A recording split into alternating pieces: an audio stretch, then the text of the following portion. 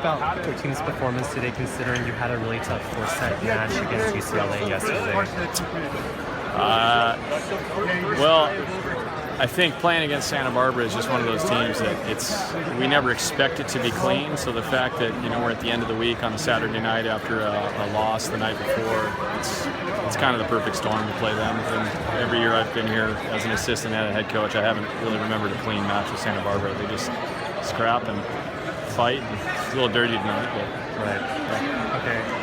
It's still early in the season, and I know a big part is trying to find the identity of the team. Do you think you found an identity yet, or are you still working on that so far?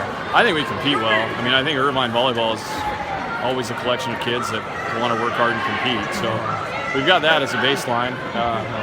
Volleyball is definitely not where we want it to be, but I think where we want to be is possible this season. So I feel pretty good about our trajectory. As far as identity goes, I like what we're starting with, but we're not there yet.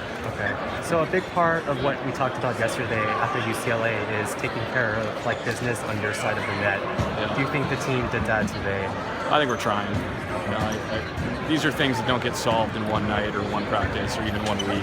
We're talking about months of work. And I think, as I said last night, it sometimes takes an opponent to expose weaknesses before they become real, and that's happening, and we expect that to happen throughout January and probably into February.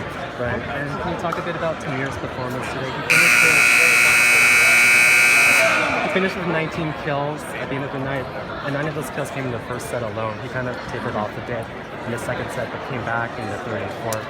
Yeah, Tamir's performance is kind of tonight is what he's used to doing. When he played on his team, from 15 years old onward, he was always the go-to guy. And so he's very obviously the go-to guy here. And actually, I think he's most comfortable when he's getting a high load. So, we worry about wear and tear on him and things like that, but then we look at him and he's probably one of the strongest guys in the gym too. So, he's right at home with what he's doing. Right, and now that energy he exerts, just celebrating too. That's something we're tracking, I think. It's amazing he has anything left for volleyball. Yeah, seriously. Anyways, thank you, Coach.